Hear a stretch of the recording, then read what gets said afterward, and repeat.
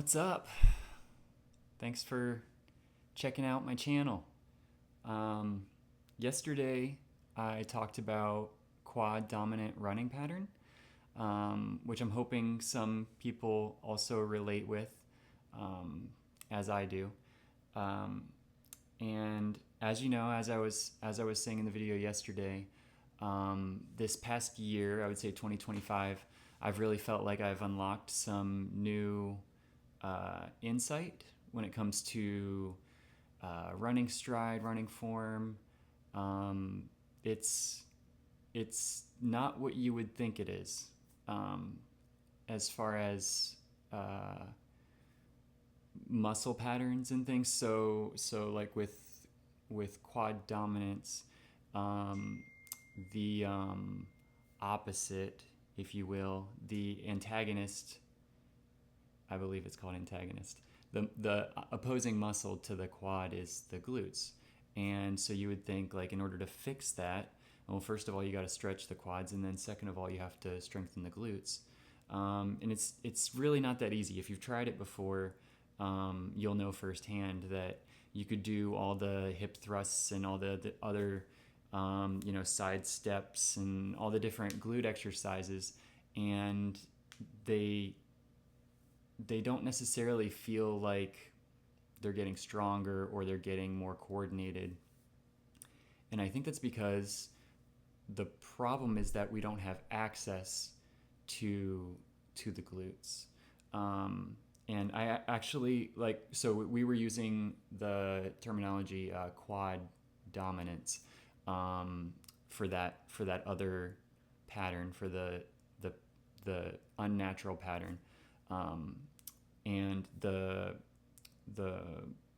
um, right way to be moving, the natural way, is what people refer to as back chain dominant.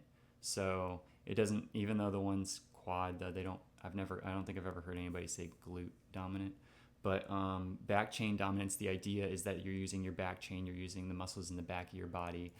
So that also includes your back and your hamstrings and your calves, but primarily the big movers in your back chain are the glutes. Um, but yeah, it's again, if I know from experience, and if you've tried yourself, or if you're, you know, if you're here and you're curious, then maybe you haven't tried. But getting the glutes to turn on isn't as easy as you would hope it to be. It's not. You can't just stretch the quads. You can't just um, do these little glute strengthening exercises. A lot of it has to do with access, and in order to get that access, to achieve that, it has a lot more to do with your nervous system than you would realize on the surface.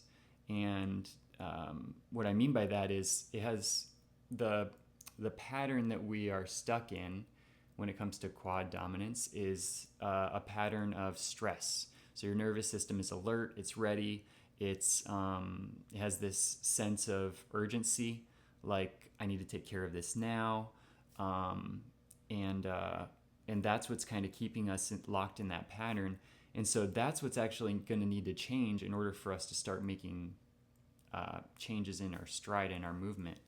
And that's one of the things that I've realized firsthand this year, is because when I've focused the time and energy on my breathing, um, and uh, really just learning to trust my body and not work against it, but work with it, um, that has made huge gains for me. And it's going to continue, because as I learn more, I apply more, and this becomes more and more important to me, especially being somebody that's teaching other people now.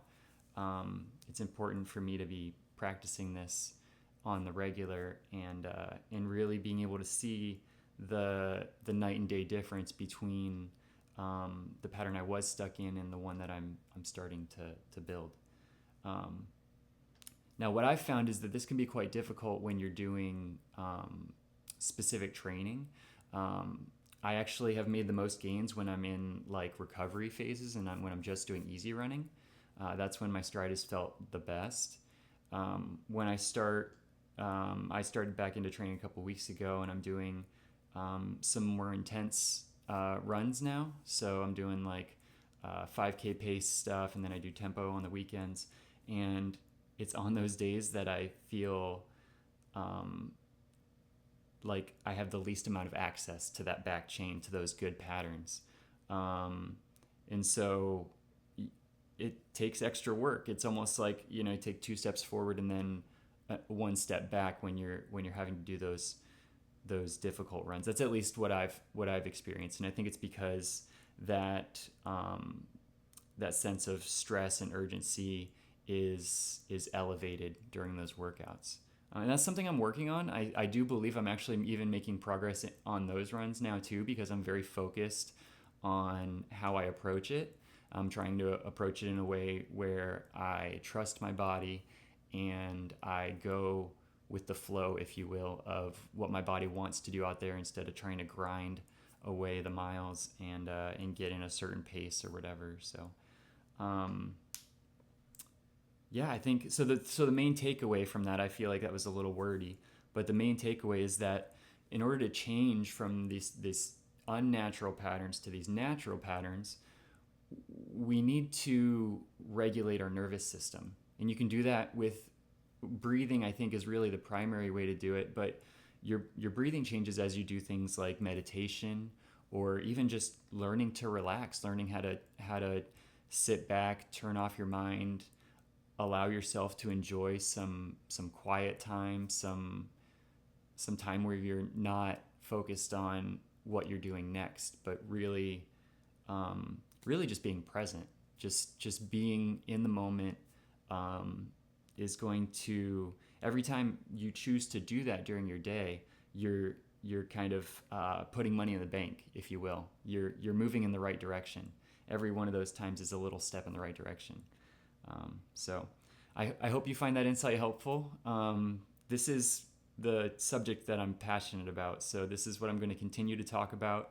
I realize that my setting here has been the same every single day for every video. I do plan on changing that up. I've got a tripod coming in the mail that's going to allow me to shoot video in other places, so I'm excited about that. But if you watched it to the end, thank you so much. I appreciate your patience bearing with me as I stumble over my words a little bit. But thanks again, and we'll see you on the next one.